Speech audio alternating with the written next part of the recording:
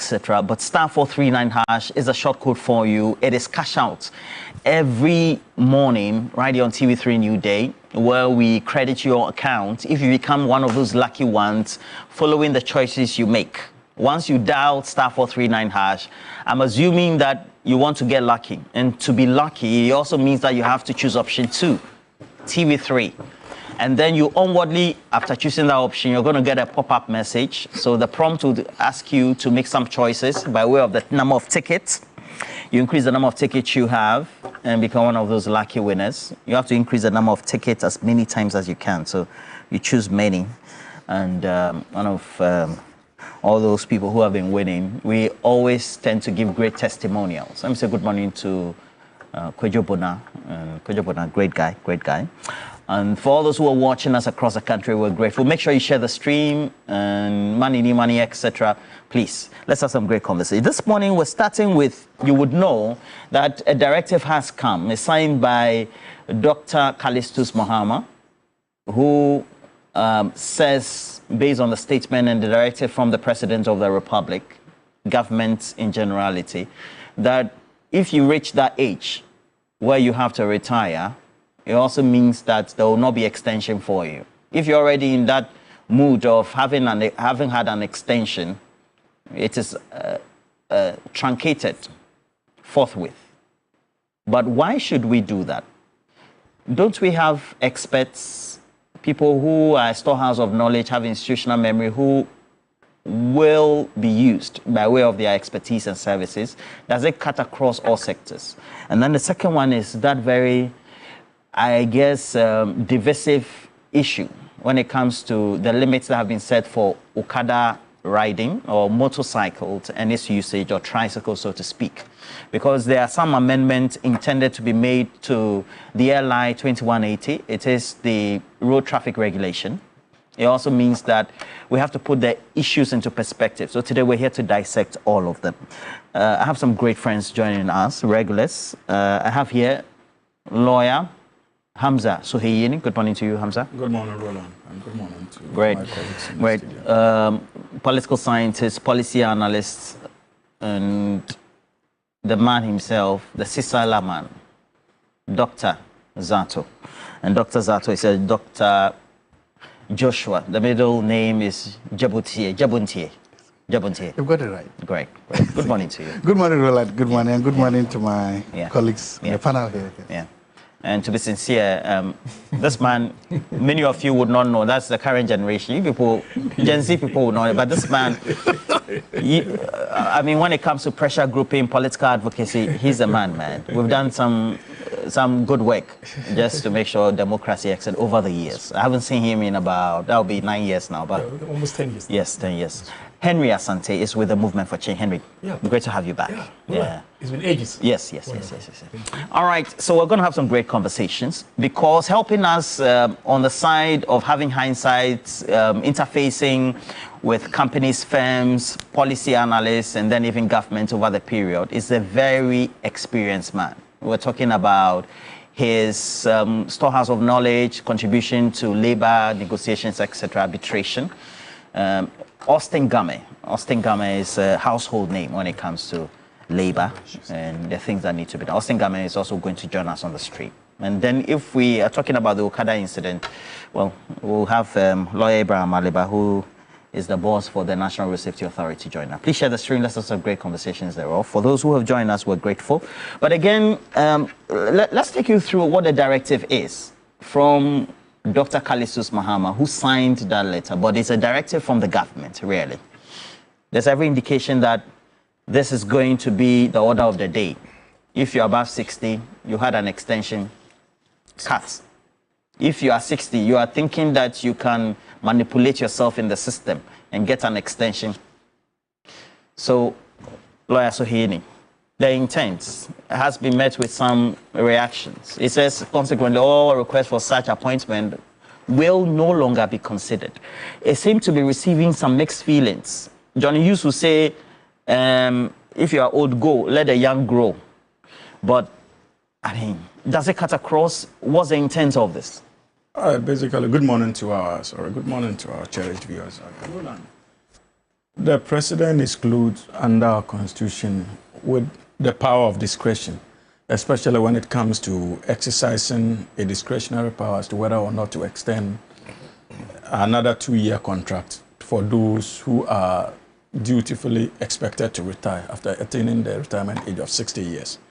So the president has the authority either to exercise that discretion by allowing an extension or not allowing an extension. Under the current circumstances, it is quite clear that His Excellency President Mahama has decided to exercise that discretion by not allowing such an extension. So it's not out of the law. It is still within the remits of the law. And what he has done is legal and has the constitutional backing, as far as I'm concerned. Now, when it comes to discussions as to whether indeed he should have done so or not, it goes down to the issue, to so many other issues. Because here you'll be talking about life expectancy in the country. You are talking about even the current retirement age. You are looking at our pension reforms. These are some of the things that are likely to inform a decision as to whether to extend or not. But you see, Roland, if you look at the European Union, for example, their life expectancy is about 81 years. Ours, unfortunately, based on the World Bank statistics, is about 64 now. So it is difficult for you to even be making an argument at this current stage that there's the need for us to review the retirement age from 60 to, say, 65 years, when your life expectancy revolves around 64 years. It is difficult. But I've heard so many people raise those concerns that there's a need for us to continue to start looking at the retirement age. I'm not opposed to it, but at least it must be backed by data. There's the need for us to look at the data and see whether we have reached a stage where we need to actually review that. Because if you take Europe, for example, the average retirement age is about 65 years. But Africa generally is 60 years. And our constitution our own is also such that it's enshrined in our constitution. That is why there's a need for us to take the review of our constitution quite seriously, if indeed we need to make changes to some of these things. But I do not think that the issue of experience should be the only yardstick in determining whether to extend or not to extend when people go on retirement. I hold a view that if you are fortunate enough to have been given a platform to serve your nation, you are not the alpha and omega when it comes to your organization. That is why we have structures within the organization. You have deputies, you have people who work under you. So the question should be how, in discharging your duty as the boss or whichever decks you are manning, how have you conducted yourself in such a way that you yourself would have been proud that you have impacted others? That should be the overall objective. It is not just about you having all the knowledge, and so if you are going to retire from the organization will suffer. That's why we have junior officers. The objective is to train those junior officers so that when you are not around, they can take up that challenge and move on. In any case, many of our senior men who retire at the age of 60 and still believe that they have something to offer, dutifully organize themselves into consultants. So in some cases, the organizations even rely on their expertise as consultants. So nothing bad. So you're saying that even in the world of where you can transition into other means to contribute your quota. To contribute your quota. So if the state deems it appropriate to rely on your expertise, be rest assured that if you have an established system in the form of a company that you run consultancy services, the state can still reach out to you and engage you on the basis of consultancy. But I do not think that arguments as to the decision of the president not to extend is something that should be. Okay. So, do I get that this is a directive not cast in stone and that is just for the interim and could be reviewed at any point in time? That is why I made reference to the fact that it is a discretionary power. Okay. Maybe at this stage the president has decided to exercise a discretion not to extend. And when it comes to Africa in particular, and more specifically Ghana, we must be careful the way we use these kinds of discretionary powers. We all saw under the SWAL administration what happened with the Ghana Revenue Authority. Because you had a boss who had attained the age of 60. His contract was not extended. He was still at post. And that was the time we had many of the questionable contracts in that sector signed, including SML. Because here you had a boss who was probably lobbying to have his contract extended. And the system knew that. And so decided to take advantage of that to pass through many questionable transactions. And because he wanted his contract to be extended, you know that he was not going to stand on the way of the political power then. So these things breed corruption, whichever way you look at it. But if the people are rest assured that the system is transparent, and at 60 or after 60 years, you are moving away and another person takes over, people would become responsible in terms of training their junior officers to be able to do what they do best. Okay. As far as those positions are concerned. So, Roland, I don't think that is a problem, but I am not opposed, like I indicated, to discussions about the possibility of extending the retirement age from 60 to 65 years. I'm all for it, but it must be supported by the data. We have to look at our life expectancy, and if we are indeed committed, then something needs to be done in terms of our investment in the health infrastructure of our country to ensure that at least we move our life expectancy a little bit higher, to say 70 years or so, so that the arguments for extension would be more appealing and meaningful. Dr. Zato, you are coming from a world of work currently. That's your mainstay, though. Even though you may be providing other working maybe solutions to in your other spheres of life. More importantly, how do you view this? Because this is not only a John Mahama specific government issue. It's something that we've toyed with. Sometimes it's withdrawn based on discretion, etc. Usually, how do we need to situate this conversation? Good morning to you, Roland, and good morning to your listeners, and especially my friends and family relatives watching me today from Tumu or from... Let me be writing the town names again, because usually I tend to forget. From Tumu, from Sake, from Chalo, from Wallinjang, from Kasana, from Basisang, from Mandrano, from all over the place. Mipoma Kaladia. I'm just greeting my people back home. So I was from the way, everybody, hey, I saw you on TV, I saw you on TV, and like, you know, it looks good. It looks good to be on TV. So thank you, Makala.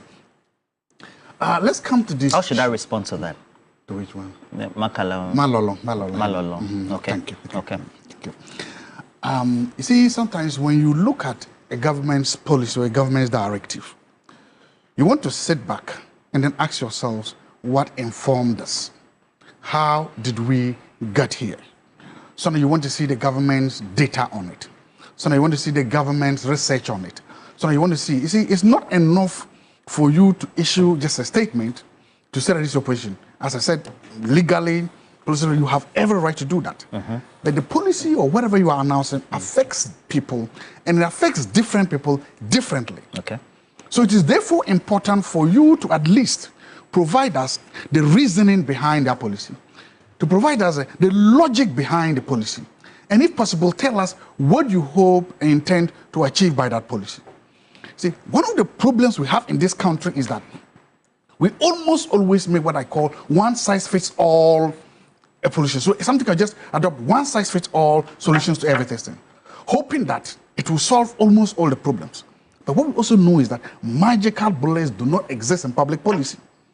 That is why sometimes it is important to offer what I call creative adaptation of policies to suit specific policies or to suit specific sectors in order to solve the problems. Because you don't just go like that.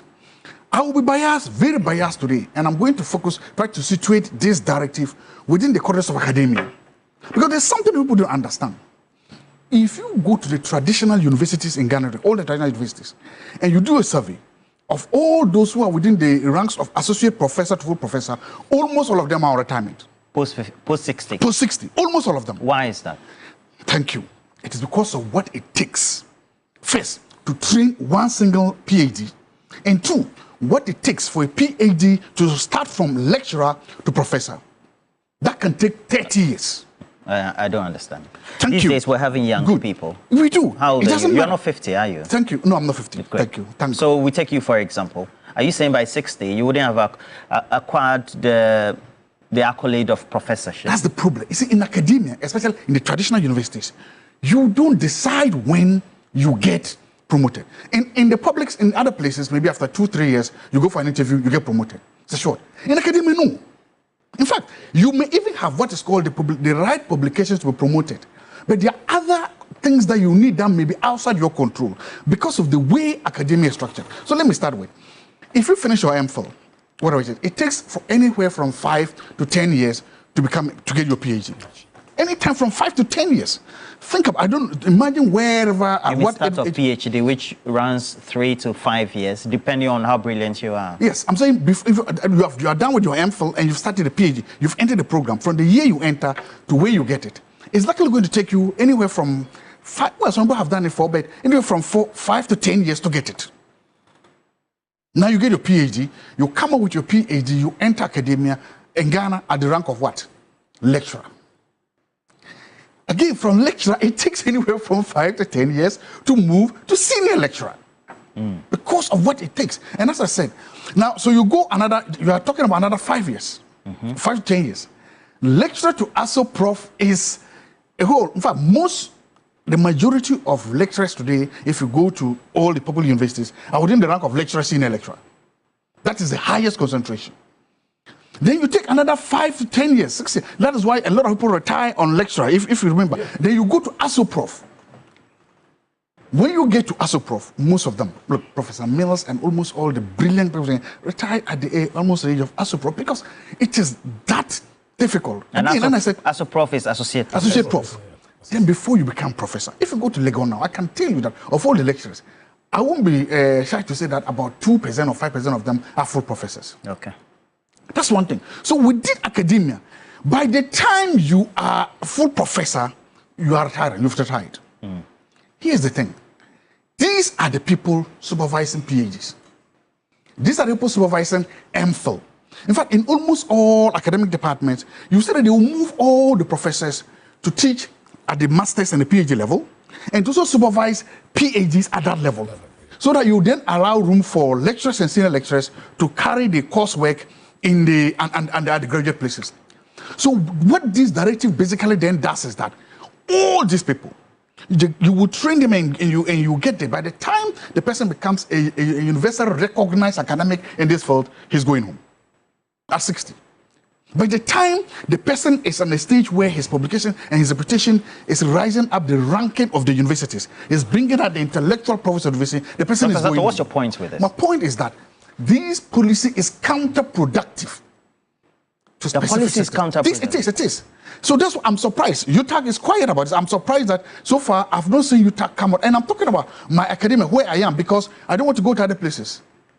That these are the people. If you say these people, and remember, what you say, is government that is training them. And I'm just focusing on academia because other professions might have their different qualifications. So my point is that where was the consultation on this? Dr. Mahama, who is the secretary of this, he's an academic, and he knows this. He knows this. I mean, what I'm saying. What's your point with that? My point is that this policy is counterproductive, and this is one of the knee-jerk reactions, or it's a knee-jerk reaction, and it's supposed to be a one-size-fits-all solution problem, which will not solve the problem. So your argument is that a decision based on the announcement that has been made in that statement should have been creatively adapted. One is counterproductive. Very counterproductive, especially to academia. Because in your opinion, there was no stakeholder engagement. I'm saying that it's counterproductive, one, because it is counterproductive in academia in particular. I'm talking about academia. Let me ask you this question then. Why are you using all scenarios by way of the working scenarios and then procedures in academia to say that it's an all-size-fits-all? Because industry is industry for various sectors. Academia is a peculiar industry. My point exactly. So because sometimes even if you realize, there are times when there can be a freeze on hiring, but the government will say, let's still hire people in health. Because whether there's freeze on, people are still dying of malaria. But what makes you think that they may not issue exemptions? There's no, we are working on what we have in front of us. Okay. What we have in front of us has no exemptions. It's a one-size, it's a whole blockade. And that's what I'm asking. Whether you like it or not, there's a medical doctor retiring today, and you are saying, don't extend. Maybe you could say that temporarily, before we get a doctor, let's extend this doctor for a year or two. Once we get, I'm saying a setting queue on bed, because I am not competent in those areas, I don't want to venture there. But I'm competent in academia, and I'm telling you about what happens in that field. And I'm saying that you are hating that field, because look, if you go to my Department of Political Science now, about 60 or about 50% of the PhDs, the full profs and the ASO profs are on retirement. So it means, I don't know what happens with this. I honestly know. It means that, and they're teaching courses right now. They are supervising PhDs right now. Does that mean that they should just go home, or is it that they can do the courses? It was precisely because of this that the MPP government and then Napu, Dr. Napu came out with a policy in academia that said that if you were a senior lecturer and you were 60 years old, they will give you 5 more years as a contract. It's because you cannot, you see, I'm not saying this to brag, but you cannot just go on the road and pick a PhD guy to come into. You can't do that. You cannot just go on the way and say you want a PhD guy. You can get a PhD, but not to teach what or to do what you want to do. All right. So he extended it at least for 5 years for those who are up to the level of senior lecturer. But if you are up to the level of ASU prof or full prof, the government then made special requirement that you can go up to 10 years post requirement. I know a professor in our department of political science. Okay. He did the post 10 years, go to 60 to 70. We're literally begging him to stay. And he just said, that is it. And he's a man of his word.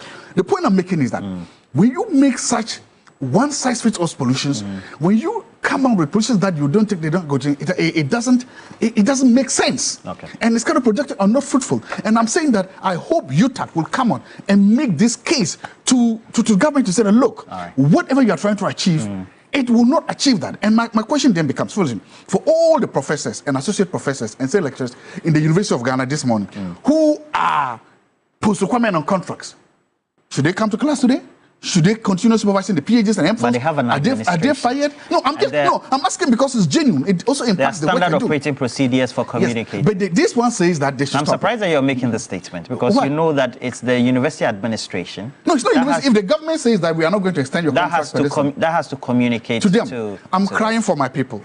Because I'm one of them. Are you saying that because the presidency has issued a blanket policy by the announcement, it means that all institutions would have to comply so to speak? You mean institutions have the discretion to disregard the president? Yeah, because the administrative procedure, and they can make a case for themselves. But again, I'm saying that... That's what I'm saying, that are they not exempt? Based on... Aren't you indicting your argument? No, I'm not. The policy, what is announced, didn't make any exemptions. That's what I'm saying. What is announced? Let's say there was a clause in there that says that based on some that gives a room for there's no wiggle room in the announcement made. That's the point. There's no what? Wiggle room. There's no wiggle room. It just says that stop them. So I don't know. Maybe the government may come out, or maybe various institutions now have to. It's like Trump tariffs. Maybe various institutions now have to go to government and say, "Mr. Government, we beg you. Our section needs this." But as it stands this morning, I don't know what happens to those my seniors and my revered seniors and people I look up to who are supervising PhDs, MPhils today, who are going to class today. I don't know what happens to them. They must be very worried. It's not about worshipping, right? Or no. People you look up to. It's about a policy and how it has to be implemented. I'm telling you the reality. Mr. Asante, there are critical issues over the years, and with you also having great experience, not only in governance and transparency, but also in the work, in the world of work, it also means that great arguments could be made. Because, I mean, while we look at key areas like health, etc., what should the government do? There has to be a blanket policy announcement, and then there will be the administrative issue of key industry institutions making the case for exemptions. So, for example, I have somebody who's watching us. Conlan Foster says, how old are these people? Professor Enoch Entry, Professor Jampo, Professor Bokpin, Professor Jongachi, Professor etc., etc. So these are young people. They're settling on 60 years. And so the argument that making a blank policy announcement then creates a certain level of confusion in critical areas like academia, health, or those specialized sectors, creates some level of confusion. Can you say is a good argument to make or not? Yeah, Roland, let me say good morning to you, to your viewers. This is very intriguing and very interesting. Very interesting in the sense that, you see, to say the president has a prerogative, nobody can, no qualms about that. But you see, in most often than not, if I should draw your mind back to apartheid era, apartheid South Africa era, apartheid was a law. Segregation, it was a law. That was signed by de Klerk, the then president. Was it a good law? He used his discretionary powers to segregate. Okay, so sometimes we need to be very proactive in taking such decisions. Again, we shouldn't lose sight of one fact. Roland, I am a product of the old system, okay? Of the old O and A level system. You're an advocate. Or you're a product? Well, I'm a product of it. In those days, I'm a product of it because we have to go through, those who went through the primary education, that alone takes you about 16 years from class 1 to form 4 before you write a common entrance and enter secondary school. You spend 5 years at secondary school. By then, you are about 21 years, 22 years. You come to 6th form for another 2 years. You'll be around 24, 25 years. You do a national service. You'll be about 26 years before you enter into the job market. At the time. At the time. Let's just suppose now we have 20 years entering the job market.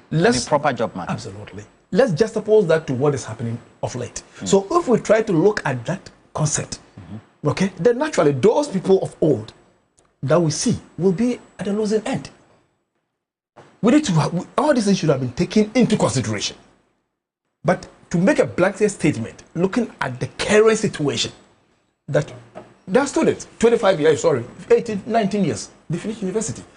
My time, you finish university at least 24 years, 25 years. 26 years. 26 years.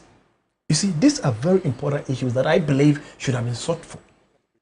I listened to the sector, Dr. Rashid Purple, at the veteran. He also of the view that, look, there should be wider consultation in this area.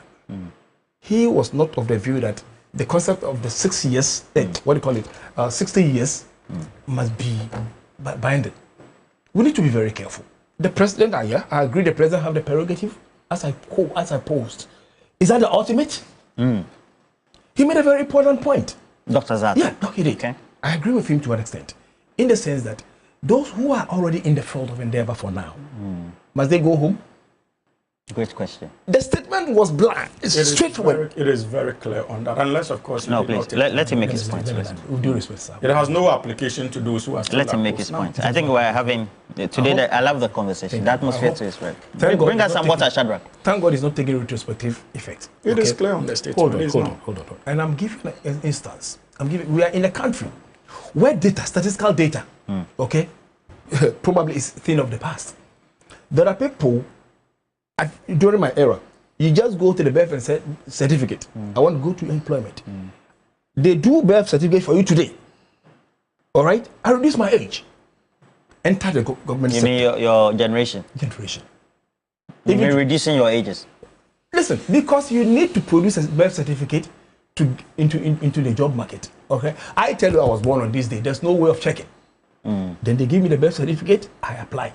I may be more than 65, 70 years, but I tell you on record that I'm 64 years, 24 years. Can you challenge it? You can't. These are very basic factors that probably my president, your president, our president should have done wider consultation before arriving at this consensus. Okay. This straightforward blanket judgment, for lack of better word, need to be looked into critically. We need to look at it critically. Otherwise, we're going to produce a situation. We'll get to a point whereby it's going to be very difficult for everyone or anybody within that sector. Are you telling me that the president, if he were to be in the civil servant, he would have gone on retirement, isn't it? Our president is more than 60 years, is he not? Yeah. He's over 60 years. So he would have been affected by this fever. I don't know if you're getting what I'm trying to Yes. But that's why I asked the question, there are exemptions, aren't there? Exemption, so he falls in the category of the there are exemptions, but institutional exemptions. The statement that came out was explicit. It never gave room for any exemption. So you are saying that statement is ambiguous? Absolutely. To me, it's ambiguous. It should have been coined in such a way that you don't just bring it out and later on afterthought. This is an afterthought. If there should be any change in the policy direction, then it's an afterthought. Okay. So naturally, what are we talking about? What are we looking at? I think we need to say it's never too late. Okay? It's never too late. Laws are made for man, not man for law. So probably we can revisit this issue and then look at it. Well, very interesting point. But this is where we bring in the experts. And he's been on the side of implementing policy by way of experience, advising on policy, and then involved in whether it's a crisis period, etc. So he has, I guess, better judgment than all of us, so to speak. Mr. Austin Gamin, you take a look at, do you think that we're just putting the cart before the horse? Because, I mean, is it not good that you do the direct policy announcement and then institutions come in and make a case for themselves? Because we know that certainly if somebody is an expert in a particular field of surgery, I mean, there's no way that whether a statement is issued or not, the person will not go to the theater this morning or even next week, irrespective of how blanket the statement is. I mean, is that not the reality of the working life? Thank you, Roland, and greetings to everybody in the studio, and indeed all your viewership. I'm indeed grateful.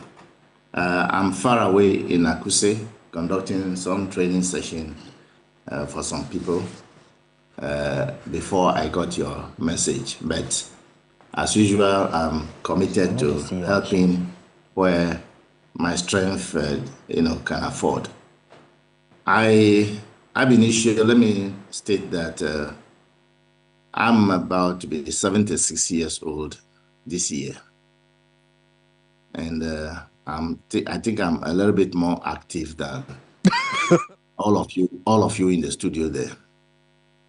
The reality is that we are commenting on an issue that has been in the public domain many, many years ago. I formed part of the team that wrote the pension scheme. And as the commission that wrote the pension scheme, we did a lot of actuarial study.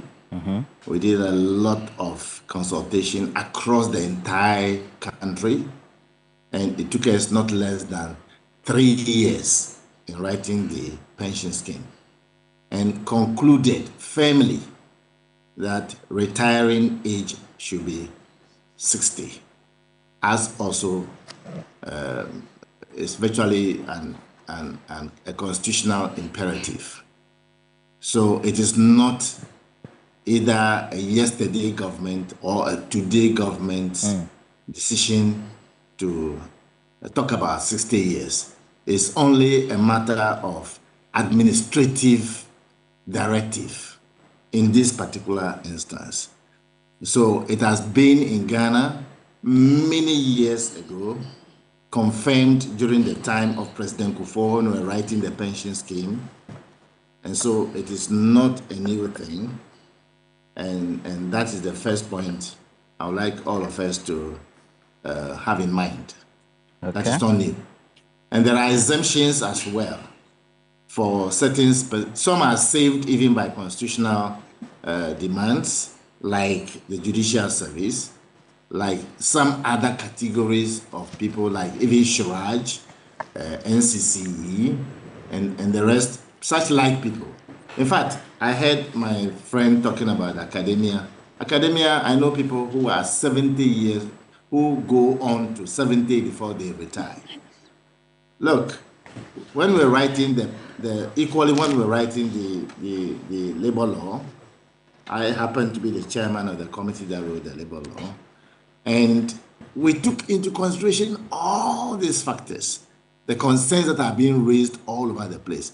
And it should never be, we should never engage in this conversation with emotional feelings and so forth and so on and so on. It has to be prudently a measurable conversation, because we live in a country where population is gradually growing, inching forward, and we have over 14 point something, but I don't believe that. I know it's over 15% unemployment rate, as at 2024, and even today, unemployment is very high. We considered all this and have come to conclusion that retiring age should be 60 with the exemptions that have been given. You don't need administrative people to be in an office for 70 years.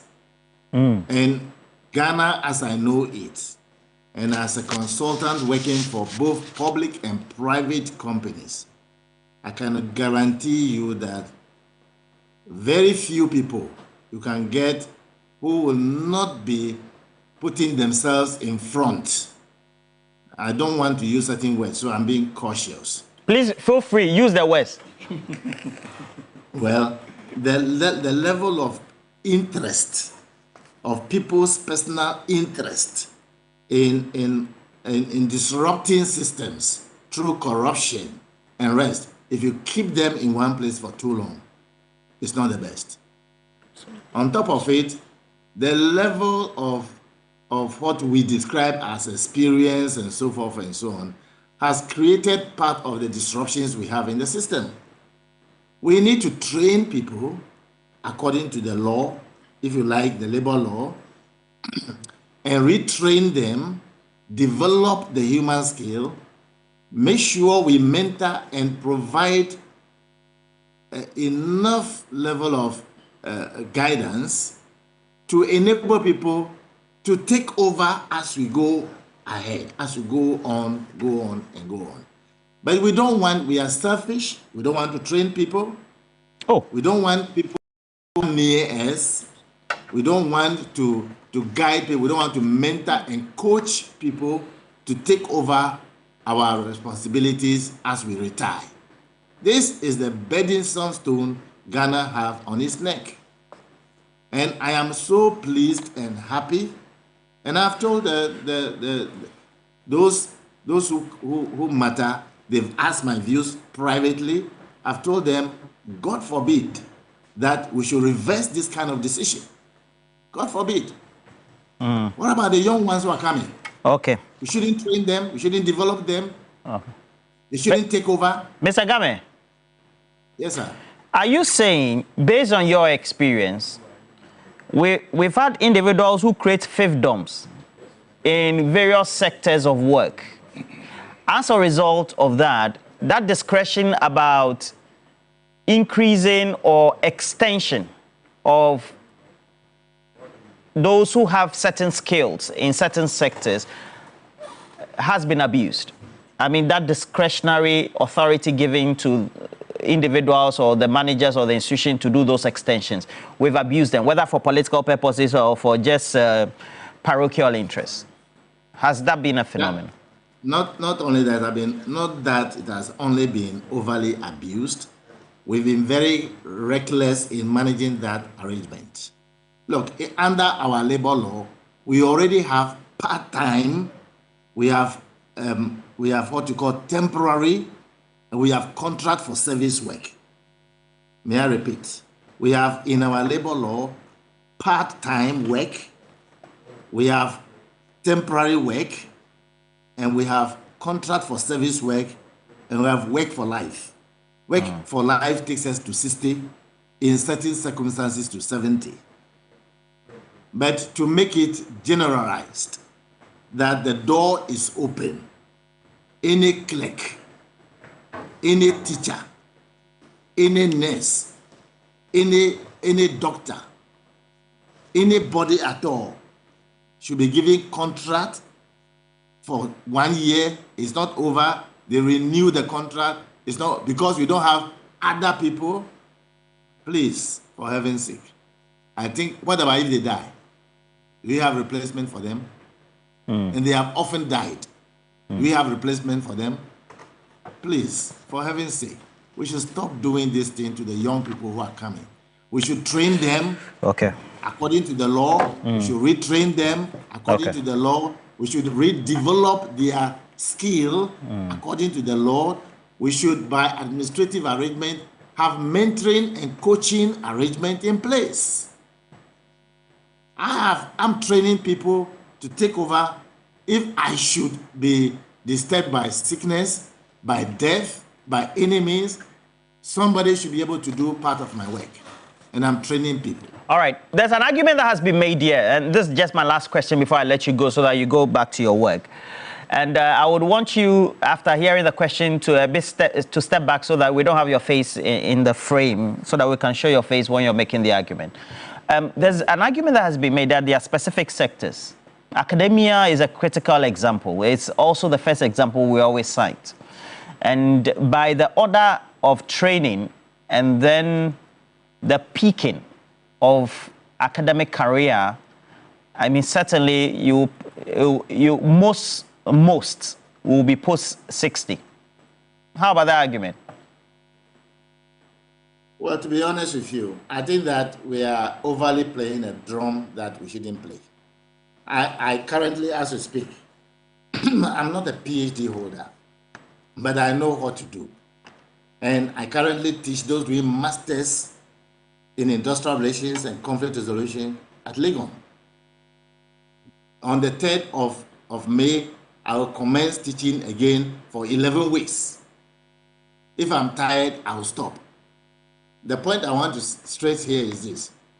We have temporary work in the law. We have part-time work in the law. We have contract work in the law. And we have work for life in the law. Okay. There is room for people to be able to do part-time work, for people to do temporary work.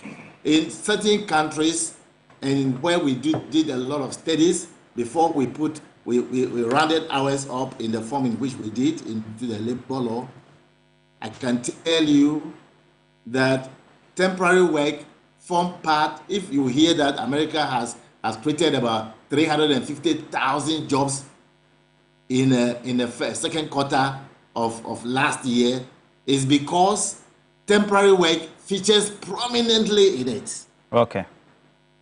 It's because casual jobs features permanently. According to ILO definition, if you work for 1 hour, it should be recorded as having worked, but it's not a permanent work. If we don't know, we don't know.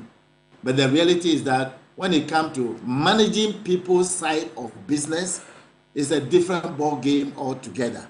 And we should stop being disruptive in the system.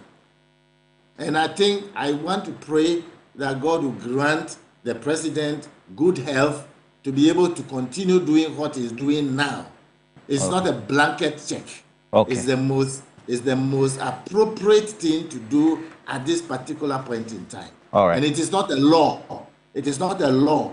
It's an administrative implementation of a law that had existed before some people were born. All right. Thank you very much, Dr. Austin Game, honorary doctor this morning. And wish you all the best. but it looks like we have a cutout. But how then do we proceed with this? Do we need to adopt the culture that, I mean, we need to develop the behavior pattern that approaching 60 go off, so that all these things, because the argument is making there cannot be more of or a better experts than those who are in the working population and productive ages of any country's population. That's the argument. And so extension should not be encouraged, even though exemptions could be made. I share that view. I share that view, Roland. But you see, even before I get to the substance of that opinion expressed by the revered Mr. Austin Game, let me make the point that the directive is so clear. There's no ambiguity in the directive.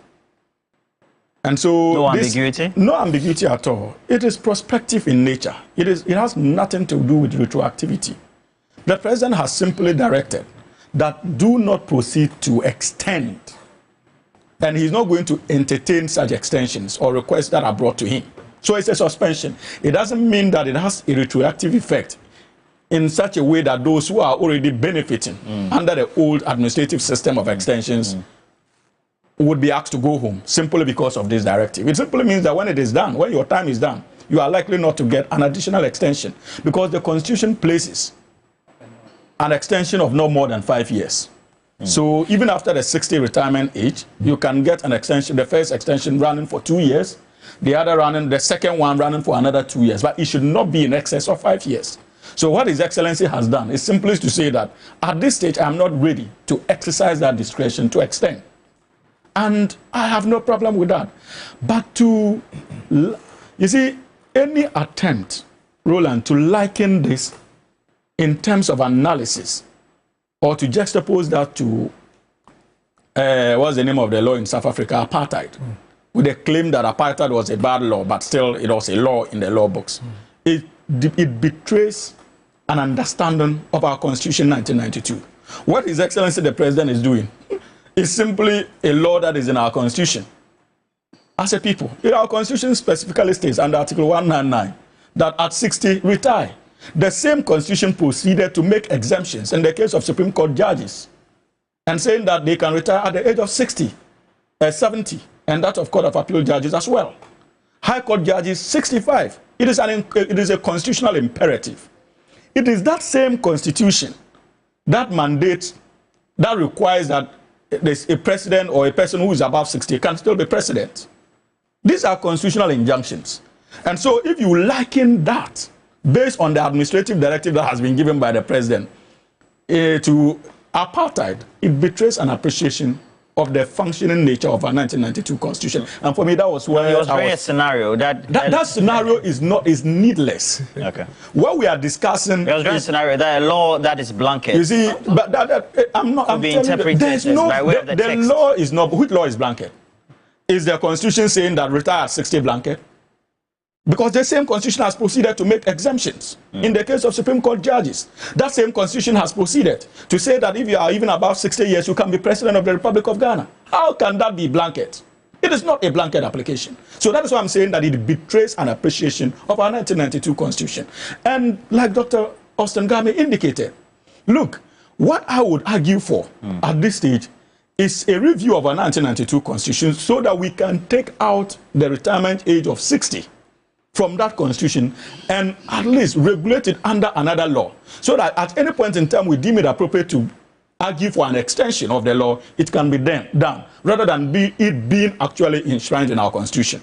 I'm not comfortable with that, because like I indicated in my earlier submission, so many factors could lead to a possibility of extension of even of the retirement age from 60 to 65. And I made reference to life expectancy in this country. And like Dr. Zato indicated, look, he has put out a beautiful case for lecturers in Ghana. For all you know, under such a system, we could also look at the possibility of expanding the frontiers there to create an exemption for lecturers or the academics. That can be done. I do not have a problem with that. And where I agree with him also has to do with the issue of engagement and consultation. I believe strongly that His Excellency the President has consulted as far as this issue is concerned. And indeed, even before he was elected, it was one of the topical issues in the media, issues of extension of contracts. And so consultations were done with organized labor and stuff like that. So today, if organized labor is raising concerns, I would advise that there's the need for the minister responsible for employment, the Honorable Dr. Rashid Pelpo, his own brother, possibly should consider the possibility of engaging and explain the policy rationale behind the president's directive to the interested parties in this case. I do not have a problem with that, because when it comes to policy, it is not enough to issue such a directive without those it targets understanding the rationale behind that directive. So consultation can still be done. And it's a suspension. It doesn't mean that it's a cancellation. It's not going to be done again. His Excellency President has simply suspended. Okay. So we should consider the possibility of that engagement. I do not have a problem with that. But you see, Doc, we have to be careful in this country. We should not simply, like Dr. Austin indicated, write on the feelings that we have, our emotions, without actually reference to the facts. You are a researcher, an academic for that matter. You do not increase retirement age simply because you feel so strongly about it. It must be influenced by certain factors. The world over, it is influenced by three major things. It has to do with your life expectancy. It has to do with your pension reforms. And to a very large extent, your economic fortunes as a country. So these are the arguments that you can advance to justify an extension. But at this stage, I am telling you, based on the data available to all of us, and you being a researcher, you know that there is no justification at this current stage for us to be arguing for an extension from 60 to 65 years. And I share fully in the view of Dr. Austin Gum. I'm a young person. I'm in my 40s. I do not expect to even still be working at the age of 55 years. That is my plan. That is my ambition. But you see, it does not mean that if I'm given an opportunity to work today and contribute my quota to national development, I should run what you call a serfdom, a fiefdom. Yeah. No, there's the possibility for me to leave footprints in the manner in which I empower others before under me. So that when I leave, I will not be scared. I will not look back. And Dr. Austin Game himself is a perfect example of how to make good use of your life when you retire. He is getting to 76. He's one of the most celebrated consultants in the country. People still seek for his services because he's been able to organize himself as a consultant. And these were the points I made initially, Roland, if you remember. Okay. So he must be an example to those who are at the age of 60 and going on retirement. All right. Thank you. Before I get to Dr. Zato, I have the UTAC president on the line, Professor Akudugu.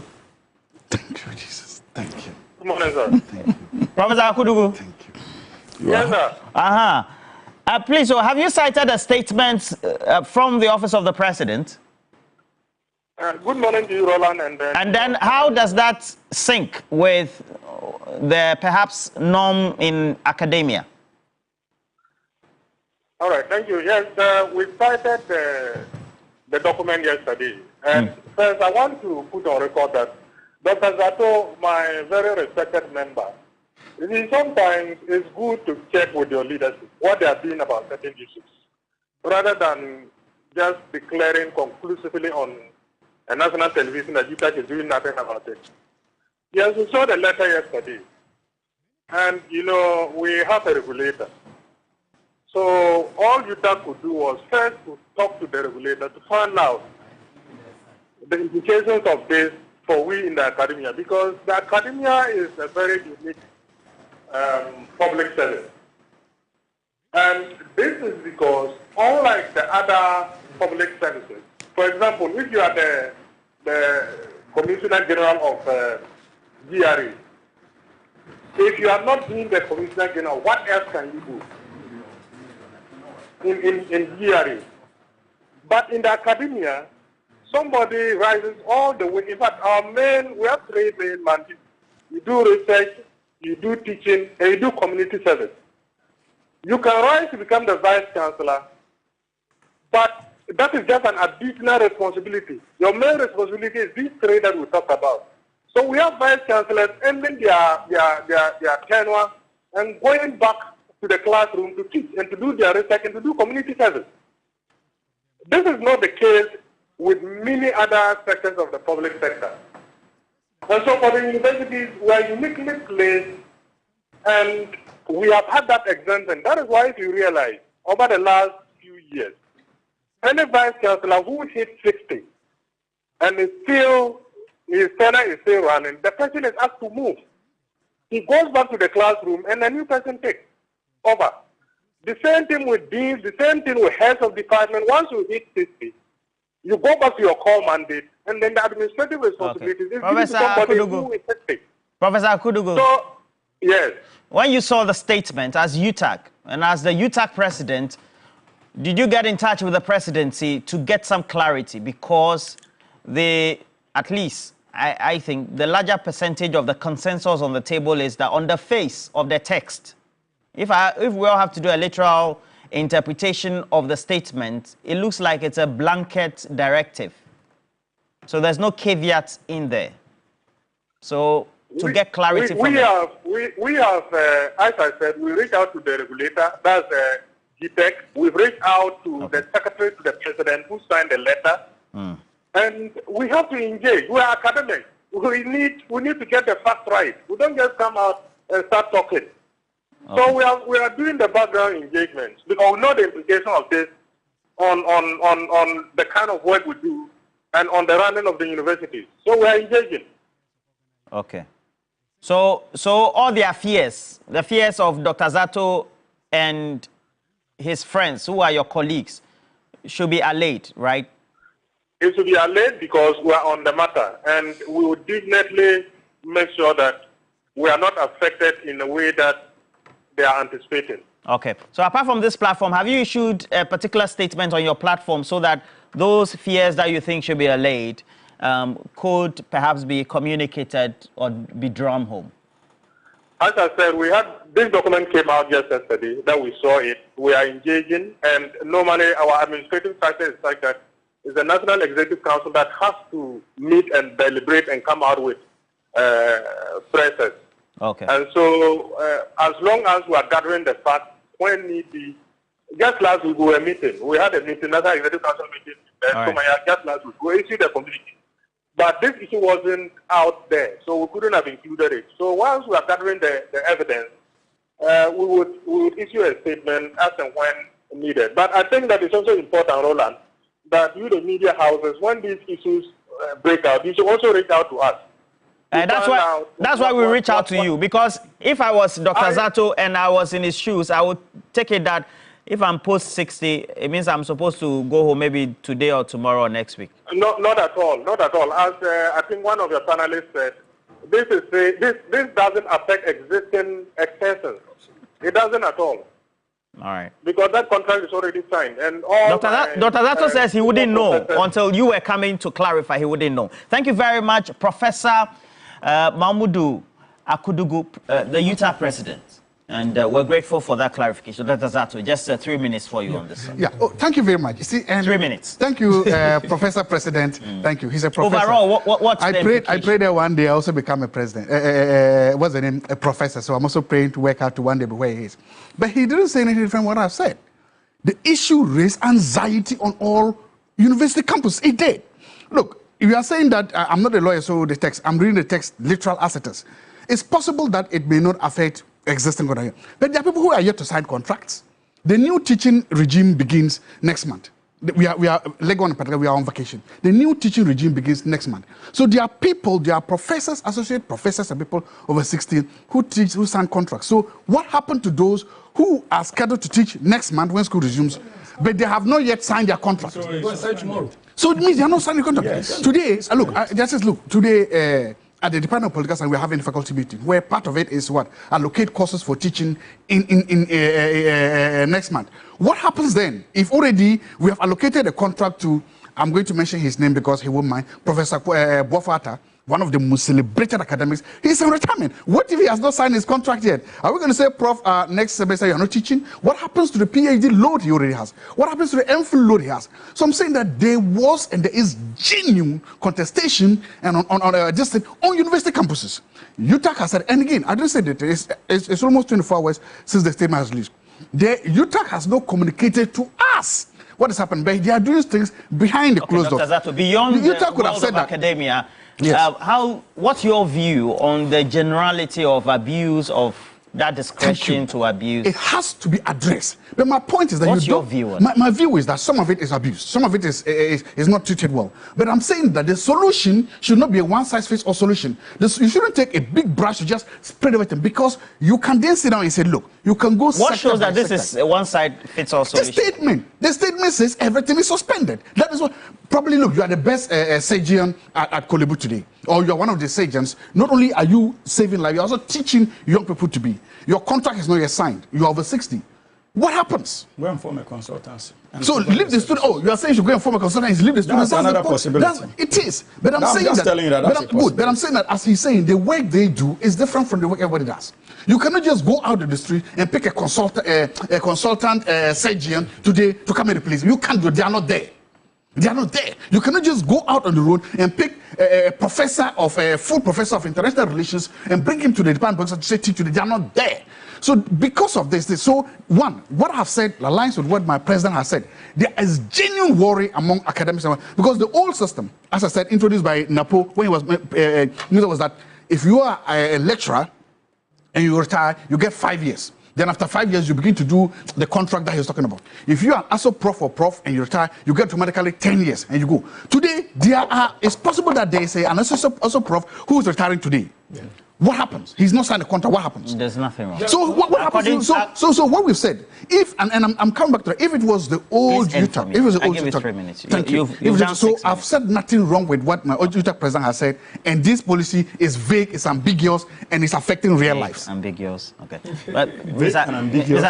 How is it ambiguous? How can a policy announcement, even if it doesn't have a caveat, be vague and ambiguous, when in the law that regulates hiring or employment has inherent in the contract for service, a part-time employment contract, and then also a working life contract, and then also a temporary working life contract? Yeah, very interesting question. So at the end of the day, there's a law that regulates the world of work. There's a directive that has come, but the law that makes sure that employment is undertaken is regulated. Yeah, it's even so how does that sync with, say, somebody has an expertise, is on an activity, and all of a sudden, because a directive is issued, it means that person will not be made to come to work the next day. I'm trying to sync with what Dr. Zato said. Let us 3 minutes. Okay, I'm going to be very brief. You see, let us be very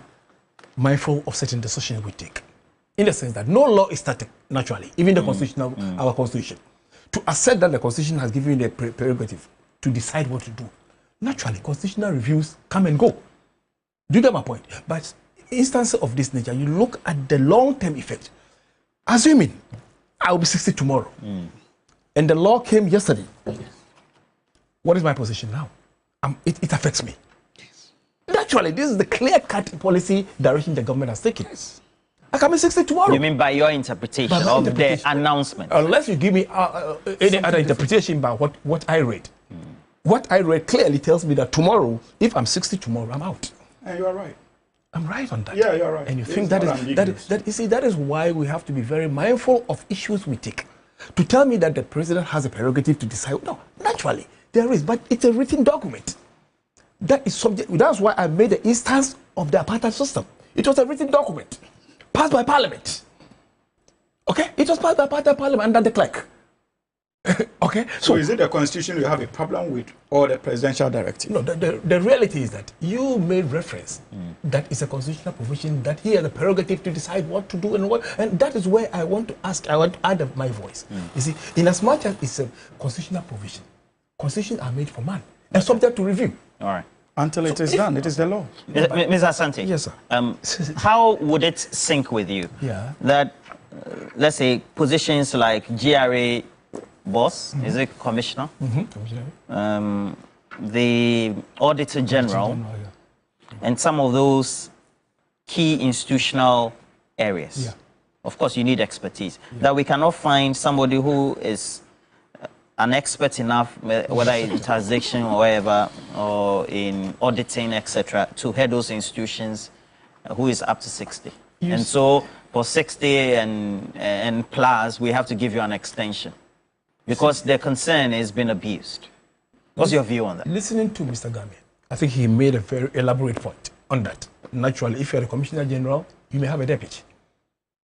Okay, so the training on the job, that clearly can be a factor that will go into this sector. But again, you see, let us look at it from humanistic point of view.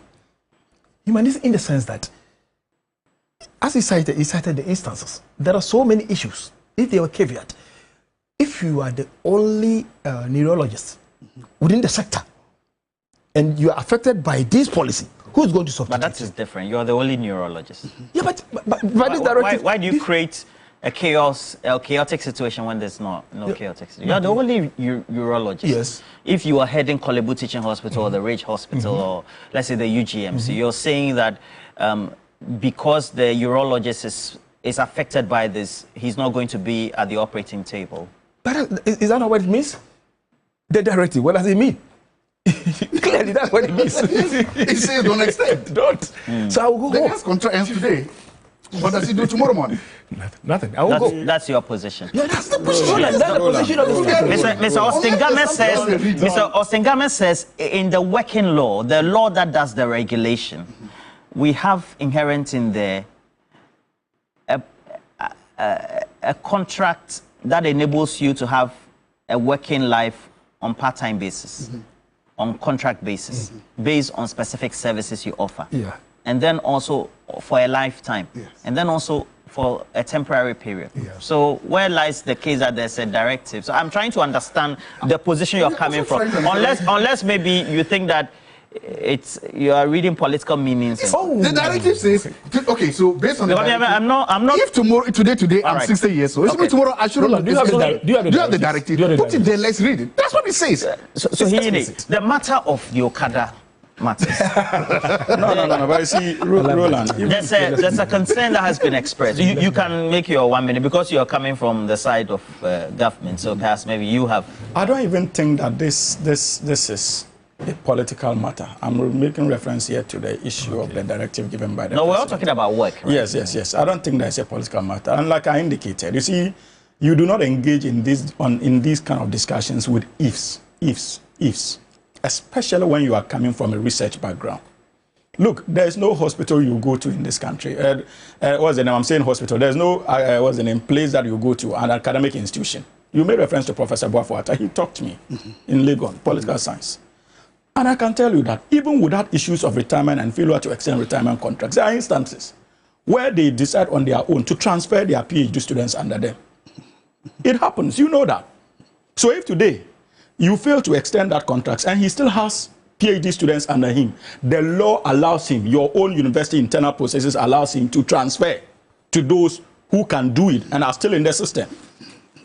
We have had situations where such lecturers, because of maybe they are visiting professorial nature, they want to go to other places and work. They transfer their PhD students under them. Okay. So it is not this law that is going to introduce it. And here you are making reference to doctors on the basis of ifs. Look, that is the point I'm making, that there's the need for the Minister of Employment to engage them. But from where I sit, there's nothing wrong. There's absolutely nothing wrong with this directive. It is long overdue, because people are taking advantage of that to engage in all kinds of questionable transactions. And the political class also take advantage of that. Okada. There's the need for our young people to be engaged. Now, coming back to the issue of Okada. You see, this is very political in the sense that this was a campaign. It was very pivotal as far as the last elections were concerned. You see, the issues of the last election was concerned. What should I say? I think the MPP administration, to put for want of a better word, were clearly against the legalization of the Okada business. The NDC since 2020, quite consistent that there was a need for us to regulate the sector.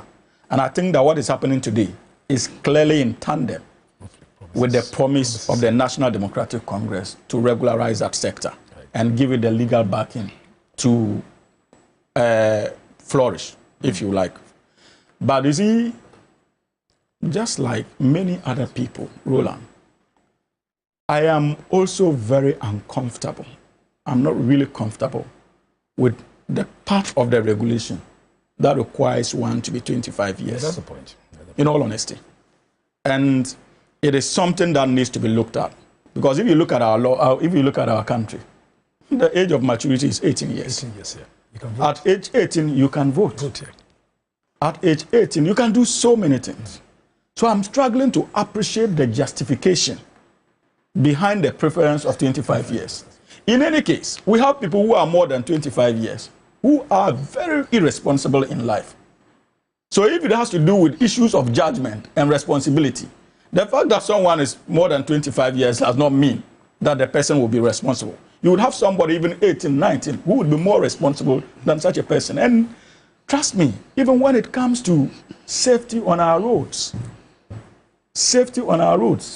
someone can be 25 years and be a celebrated drunkard as far as the society is concerned. Someone at the age of 18 will still be regulated when it comes to his appetite for some of these things. There's the need for regulation.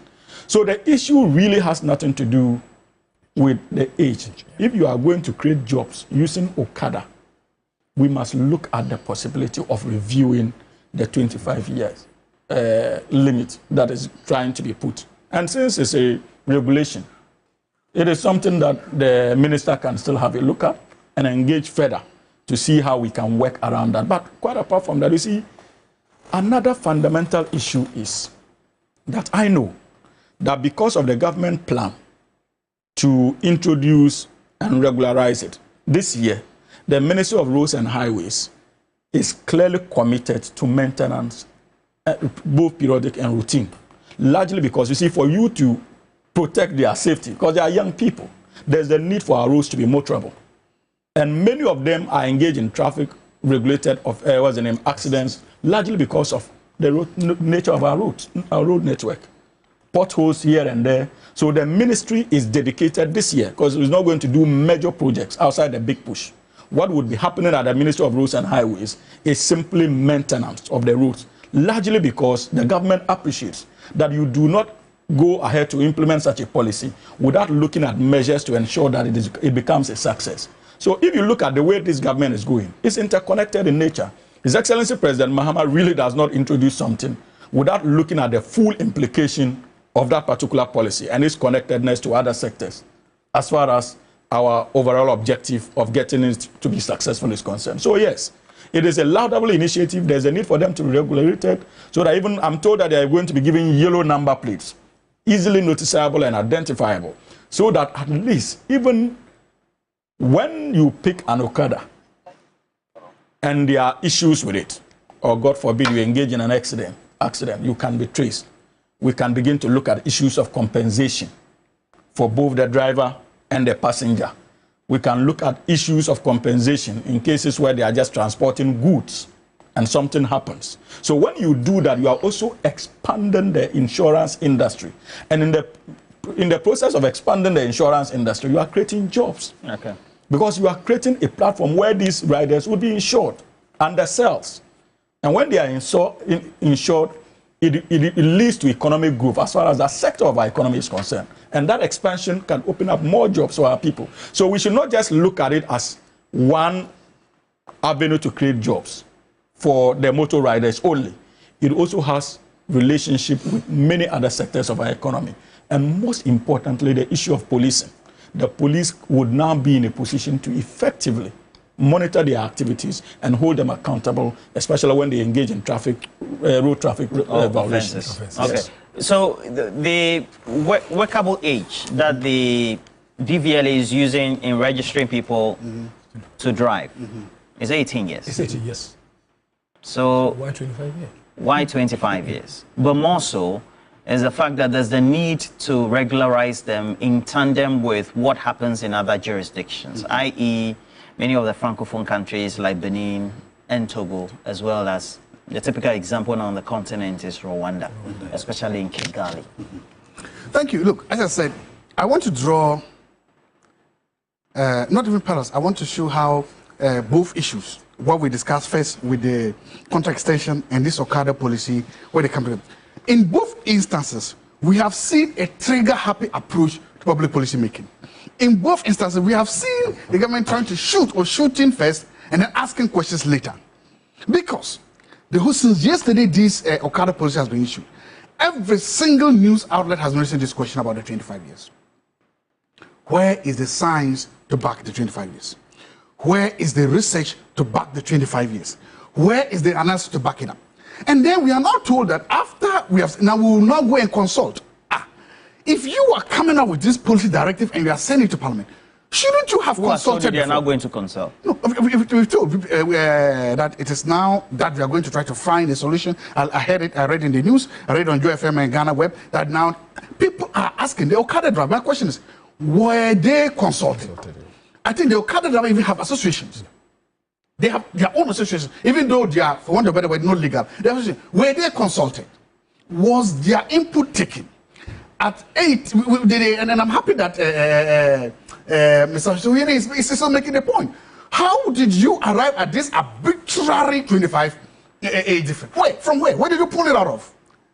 I mean, is it in the sky? Where did you pull it out of? And you see, when you have these... So you are questioning what sort of consultation led to taking the age at 25? Because, as you said, why should that be an argument? Because it tells you the poverty of research and knowledge that goes into making these public policies.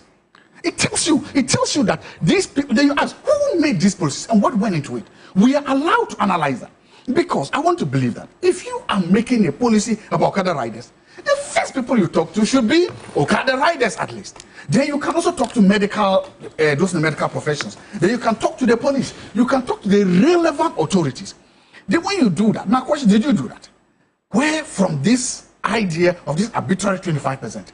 You don't come out and say 25 years. And what asking, so where did it come from? From where? And you see, when you do this, the fact, look, that the government has decided a policy that they want to look at Okada, it's okay. That's public policy making. That is the decision taken by the government. It's public policy, we respect it. But you didn't also expect that the policy process to be, it also goes to what? How we are governed and how the governance process is done. That at 18, you can bet. We've removed betting tax. Hey, go and bet all your life savings on it. At 18, you can give consent, get married, do other things with marriage. At 18, you can vote. At 18, you are considered an adult. A driver's license. You can, in fact, at 18, you can drive a Land Cruiser. The Land Cruiser, the maximum capacity of people in a Land Cruiser is 8.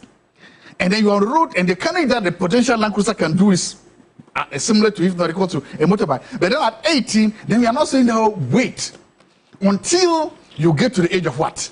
Listen, there are laws like that. In the United States, you can drive at 18 or 17, but you can only officially drink at 21.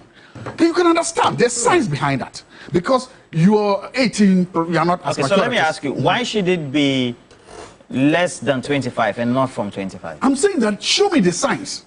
No, I'm asking you your practical experience. My practical experience that no. Because every day you mention Sisala to move. Yes. One of the biggest problems. One of the biggest problems. I want you to take a situation from maybe your area, your constituency. One of the biggest problems we have there is motor accidents. Just last week, 2 people died on the road between Tume and Kowie. It's a section of the road. Motor accident. Died. Motor deaths and motor injuries are one of the leading causes of injuries and deaths in the whole of Sisala, because the best means of transport are motorbikes. And I'll use this method to appeal to the youth. Wafela like may use helmet.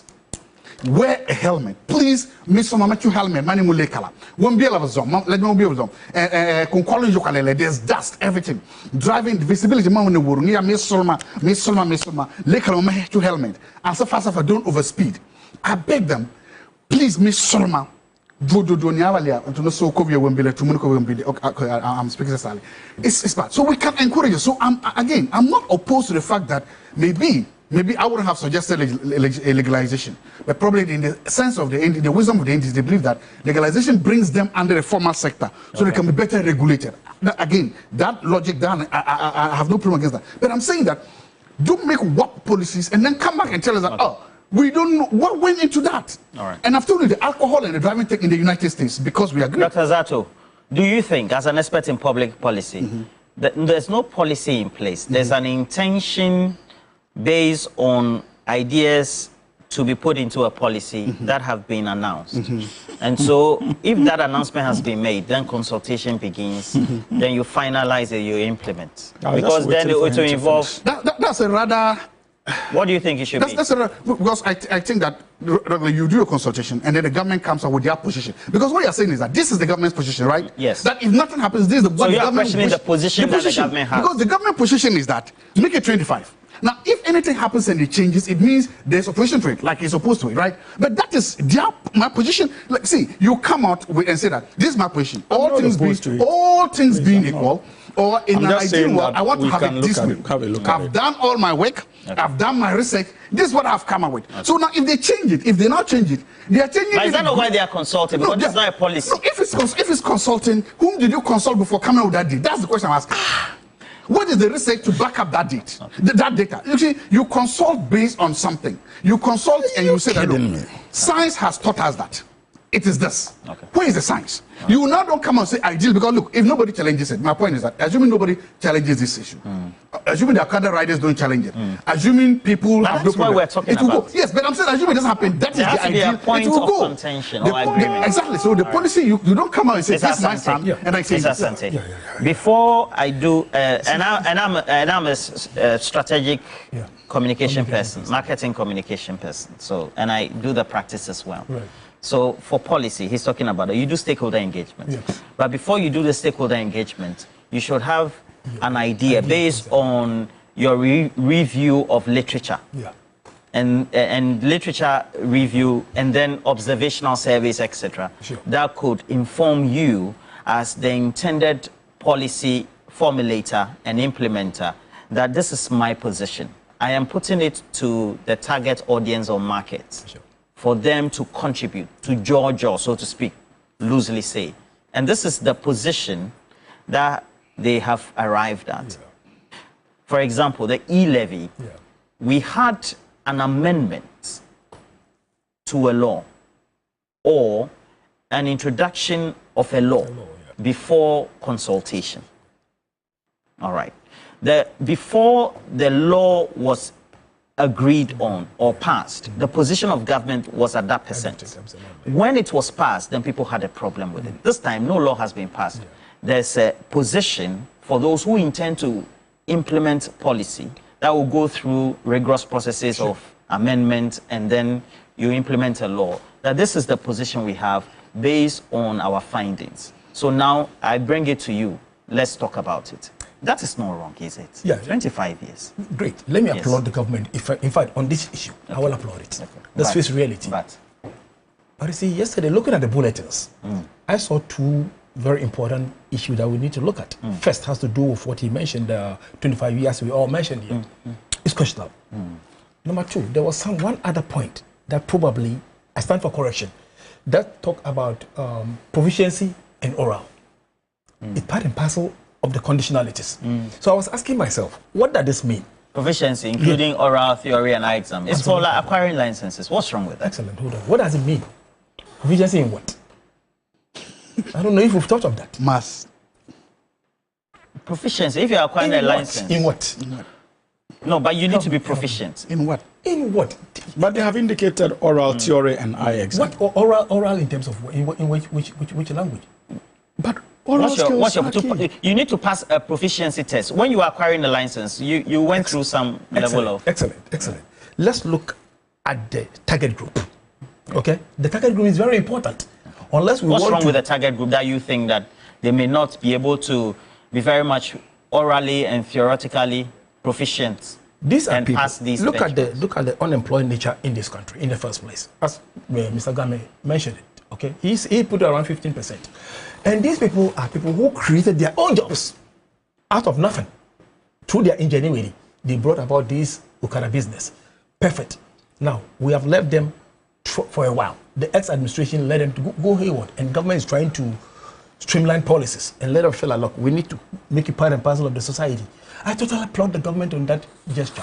But as human institution as we have, we always have to be very proactive and very cautious. I don't know whether it is only in this country that I have seen that we insure vehicles but don't insure the human life. Why am I saying this? When the police stops a vehicle, you're driving, what they ask is about your insurance policy. Have you insured the vehicle? But what of the humanity? I was of the conviction that one other area we should have looked at has to do with insurance of the riders themselves. I think it's part of... No, it's not. It's not. When I look at it, I didn't see it that way. I don't know. You're supposed to take an insurance. Life insurance or a vehicle insurance? I'm looking at that indemnifies you somehow. At the end of the day, we have to look at the long-term effect. Look at our ex-tractor drivers. Look at how they end.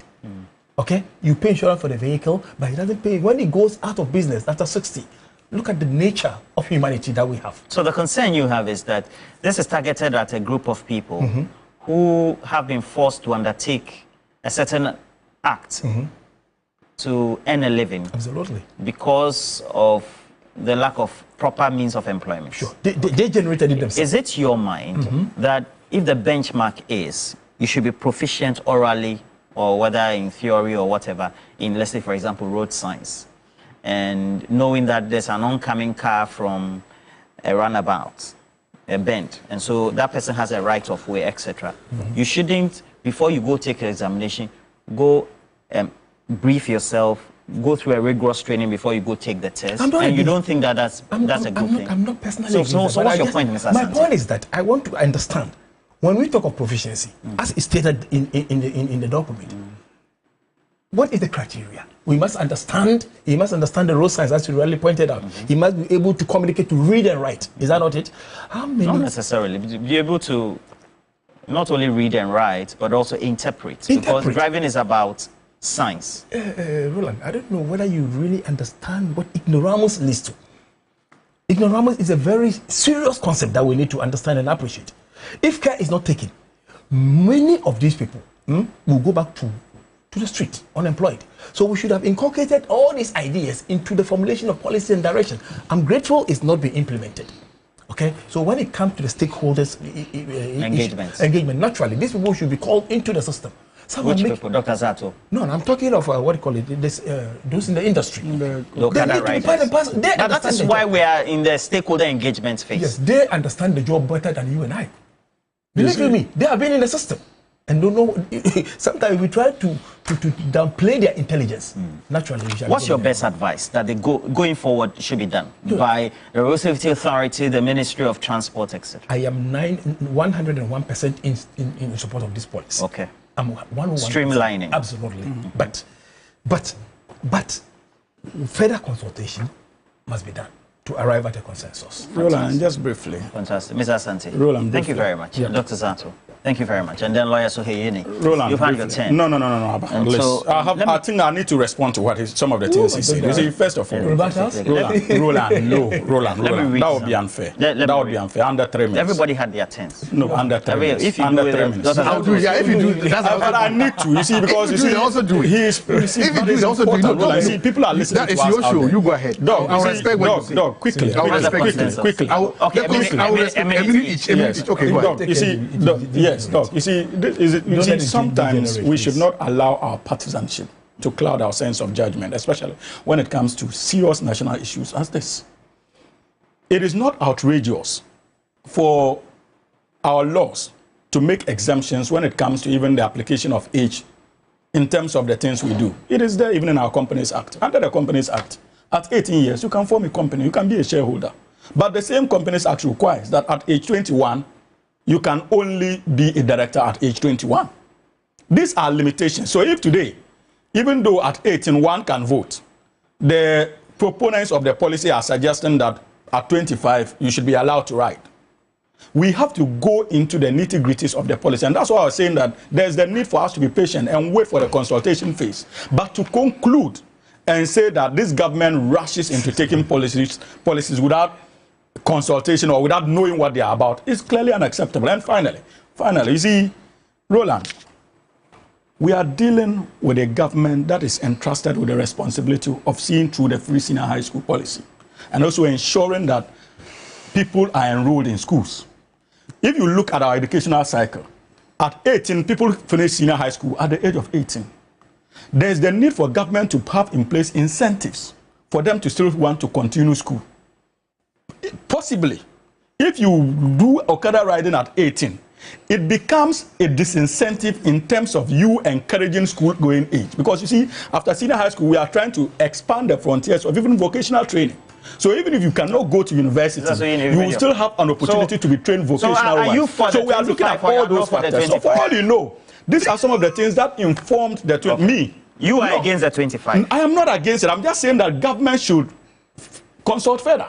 I don't have a problem with it. So if government comes out to say that they want 18, I don't have a problem with that. If they say 25, they would be able to provide reasons why it should be 25. And the conclusion of the table here is that... Mr. Waka, Mr. Soheyini is being disingenuous. How am I? I'm telling you what. On the one hand, when you started this thing, you said that was a problem you had an issue with. Yes, I had a problem with it. But now you have no problem with it. That's what, all I'm saying. No, you didn't get me. No, roll on. Let him quote me correctly. All I'm saying is, show me the science or the rationale behind the 25 years. That's all. Justify it. And I'm agreeing with you. I'm saying that the consultation will bring it out. So what's your problem? I said the consultation will bring it out. Let me read. How will not engage in consultation? Please. If you ask me, for all you know, I'm like to tell you that I want 18. Set a year. Please.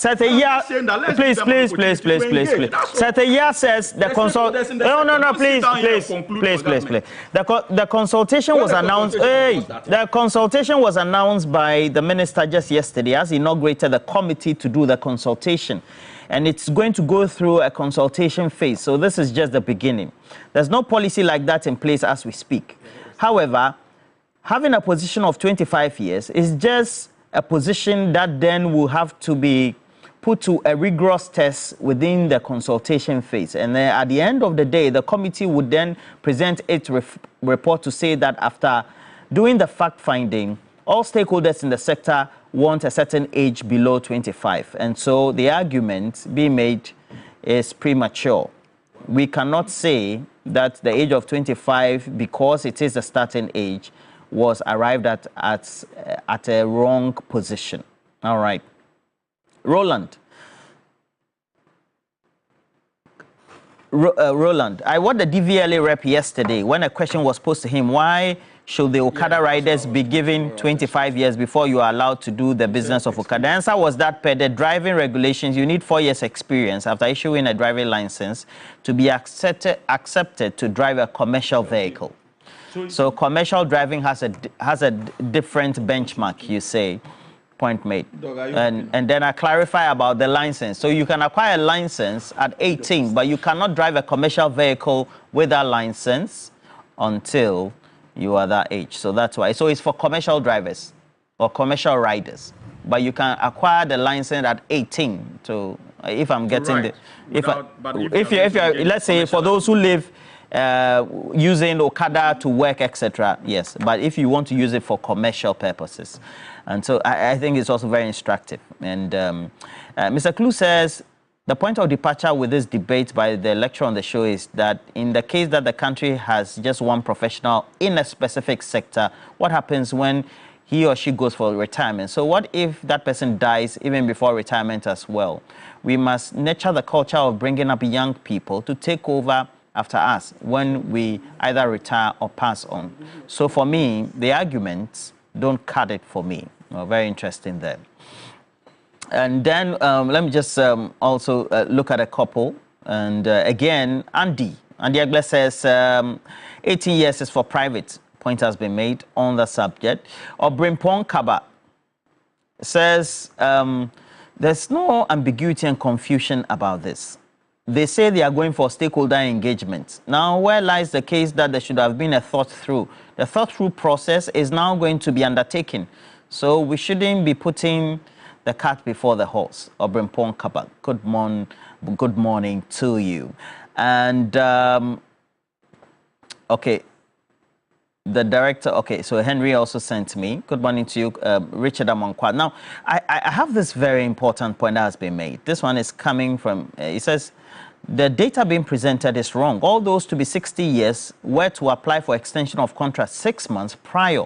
So those to retire tomorrow should have been applying before tomorrow when the statement comes. So contract statement. But however it is just an administrative procedure. A blanket statement gives then a certain direction to institutions on what to undertake. Sonny said, I can understand why your guests who are vehemently against the cancellation of post-retirement contract. There's a saying that when the oldies hear of the dry bones, they begin to cry. They seem to be on a pension leaks next year. I'm not sure.